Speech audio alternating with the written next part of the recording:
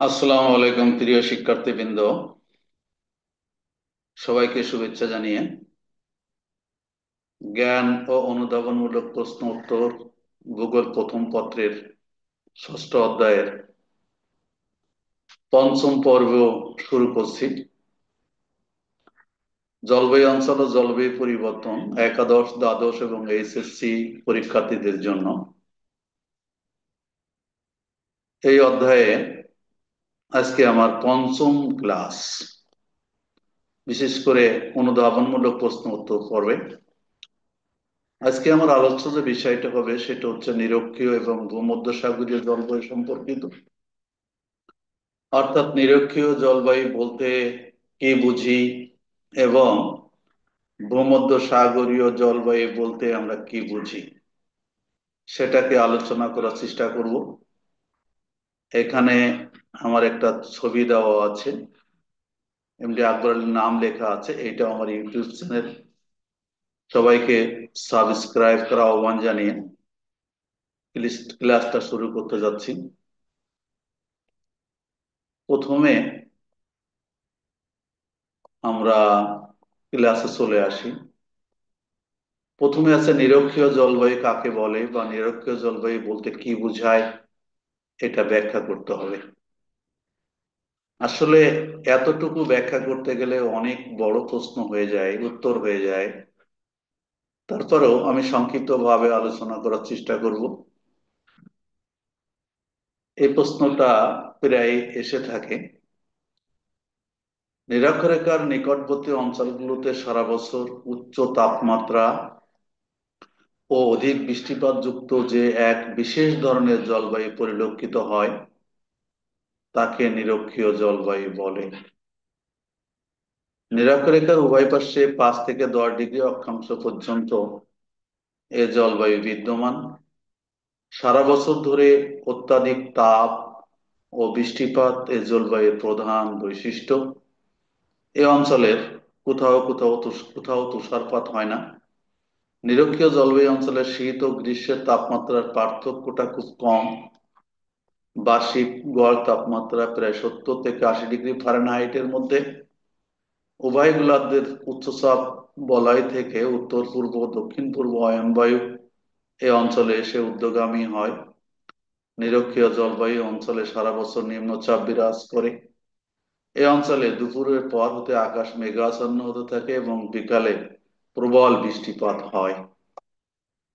তাহলে এখানে কিন্তু আমরা নিরক্ষীয় জলবায়ু কাকে বলে এবং সংক্ষিপ্তভাবে তার যদি বৈশিষ্ট্য পড়ে তা সে বৈশিষ্ট্যগুলো এখানে বলা হলো। তা যাই হোক, এই জলবায়ুটাকে আমরা আমাজনীয় জলবায়ু বলে থাকি, যেটা আমরা এখানে লিখি নাই। এই জলবায়ু, নিরক্ষীয় জলবায়ু, বিশেষ করে এই যে ব্রাজিল এর আমাজন বনভূমি অঞ্চলে সব থেকে বেশি প্রভাব বিস্তার করে বা প্রভাবিত হয় বা অনুভূত হয় এই অঞ্চলটায়, অর্থাৎ আমাজনীয় বনভূমি অঞ্চলে। এই জন্য এই জলবায়ুকে বায়ুকে আমাজনীয় জলবায়ু বলা হয়ে থাকে। এছাড়া স্পেনের অধিবাসীরা এই আমাজন বনভূমিকে সেলভা বনভূমি নাম দিয়েছে। সেই অনুসারে স্পেনবাসী এই জলবায়ুকে সেলভা জলবায়ু নামে অভিহিত করে থাকেন। তা যাই হোক, আমরা এত বেশি না লিখলেও চলবে, কাকে বলে এইটুক লিখলেই হলো। যাই হোক, একটু ব্যাখ্যা ব্যাখ্যা দিতে হবে যেহেতু 2 নম্বরের প্রশ্ন। এবার আমরা 2 নম্বরে কি আসি, যে ভূমধ্য সাগরীয় জলবায়ু কাকে বলে বা বলতে কি বোঝায়। এখানে এই প্রশ্নগুলো বেসিক প্রশ্ন, এগুলো মনে রাখতে হবে। আমরা নিরক্ষীয় জলবায়ু পেয়েছি 0 থেকে 5 বা 10 ডিগ্রি উত্তর এবং দক্ষিণ অক্ষাংশের মধ্যে, আর এটা পাবো 30 থেকে 45 ডিগ্রি উত্তর ও দক্ষিণ অক্ষাংশের মধ্যে। এই অবস্থানটা সম্পূর্ণ মনে রাখা দরকার, কারণ এটা মনে না রাখলে আসলে প্রশ্নের যখন নিরক্ষীয় ভূমধ্যসাগরীয় জলবায়ুর তুলনা পড়বে তখন কিন্তু বুঝতে পারবে না, অথবা এটা যখন সৃজনশীল প্রশ্ন আকারে পড়বে, তখন কিন্তু এই অবস্থানটা মনে না রাখলে আসলে কোন জলবায়ু নির্দেশ করেছে এটা বোঝাও তোমাদের পক্ষে সম্ভব হবে না।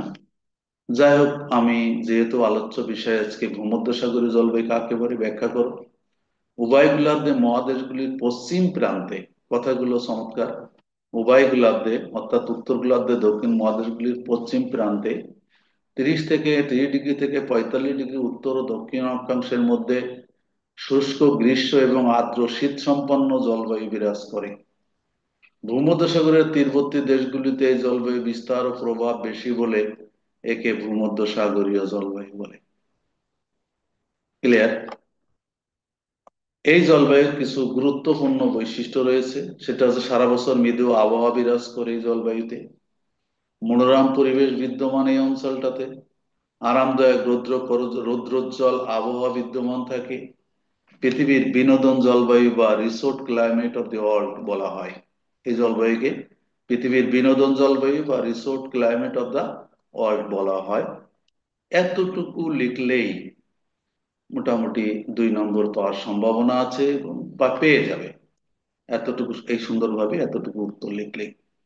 এখানে আমরা মানচিত্রে এই 30 থেকে 45 ডিগ্রি উত্তর এবং দক্ষিণ অক্ষাংশে যে লাল দাগ দিয়ে বোঝানো হয়েছে, এবং এখানে দেখো এই যে ভূমধ্য সাগর, এই যে মরক্কো, স্পেন, ইটালি, গ্রিস, এই যে মিশর, লিবিয়া, তারপরে এই অঞ্চলগুলোতে সাধারণত এই যে দক্ষিণ পশ্চিম উপকূল, এই যে অস্ট্রেলিয়ার এই অঞ্চলগুলোতে এই জলবায়ু পরিলক্ষিত হয়। এখানে প্রধান বৈশিষ্ট্য হচ্ছে এখানে শীতকালে বৃষ্টি হয় এবং গ্রীষ্মকাল বৃষ্টিহীন থাকে।